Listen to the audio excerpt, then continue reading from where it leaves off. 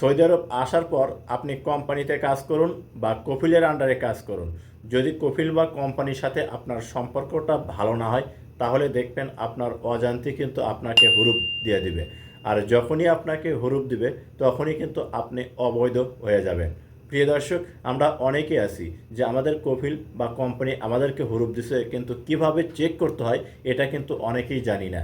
আজকের এই ভিডিওতে আমি আপনাদেরকে দেখাবো যে কিভাবে আপনারা চেক করবেন যে আপনার একামার ওপর কোনো প্রকার কফিল বা কোম্পানি হুরুপ দিয়েছে কিনা। আমার মোবাইল স্ক্রিনটা লক্ষ্য করুন, আমি আপনাদেরকে দেখিয়ে দিচ্ছি।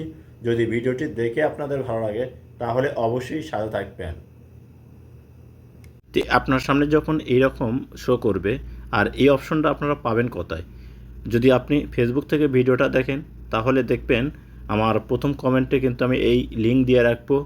আর ইউটিউবটা দেখলে ভিডিওর ডেসক্রিপশনে দেখবেন আমি এই লিঙ্ক দিয়ে রাখবো। আপনারা লিঙ্কের উপর ক্লিক করলেই কিন্তু এইরকম ইন্টারফেস আপনার সামনে শো করবে।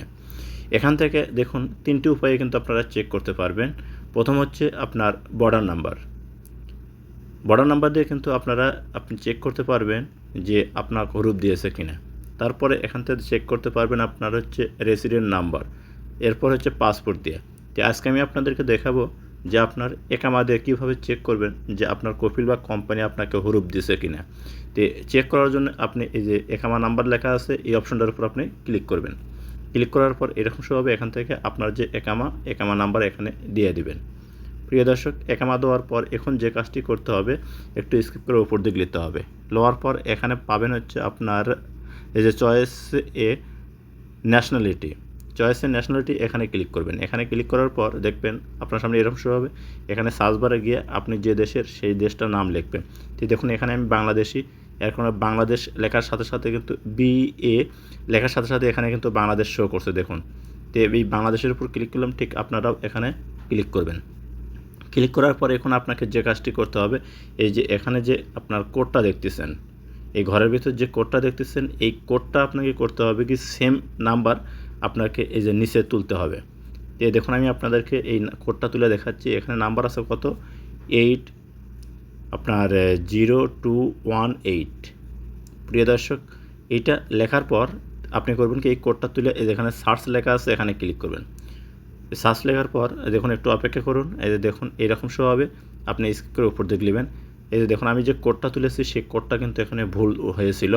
আমাকে আবার করতে হবে কি সঠিক কোড তুলতে হবে। যদি আপনাদের ক্ষেত্রে এরকম আপনার ভুল কোড ওঠে তাহলে এখানে আবার পুনরায় নতুন কোড আসবে, আপনি নতুন কোডটা এখানে কিন্তু দিয়ে দেবেন। দেওয়ার পর আবার পুনরায় করবেন কি সার্চ, এখানে ক্লিক করবেন। ক্লিক করার পর আপনি স্ক্রিন করে উপর দিকে নেবেন।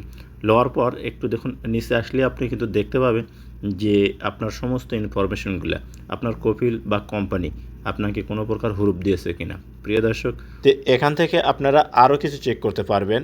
তো দেখুন আপনি যে মুয়াসাসায় কাজ করতেছেন সেই মুয়াসাসাটা রেড কালার না গ্রিন কালার, এটা কিন্তু এই যে দেখুন নিচে দেওয়া আছে। এছাড়াও আপনার হুরুপ দিয়েছে কিনা সেটা দেখার জন্য এখানে দেখুন লেখা আছে কি ওয়ার্কার স্ট্যাটাস। এখানে অন দ্য জব যদি লেখা থাকে তাহলে মনে করবেন যে আপনাকে হুরুপ দেয়নি। আর দেখুন অ্যাবসেন্ট ফর ওয়ার্ক এই অপশনটা যদি আপনার অর্থাৎ এই লেখাটা যদি আপনার এখানে থাকে তাহলে বুঝে নেবেন আপনার কফিল বা কোম্পানি কিন্তু আপনাকে হুরুপ দিছে। আপনি 60 দিন সময় পাবেন, 60 দিনের ভিতর হয় দেশে যেতে হবে, না হলে অন্য জায়গায় আপনাকে কিন্তু কপেলা হতে হবে।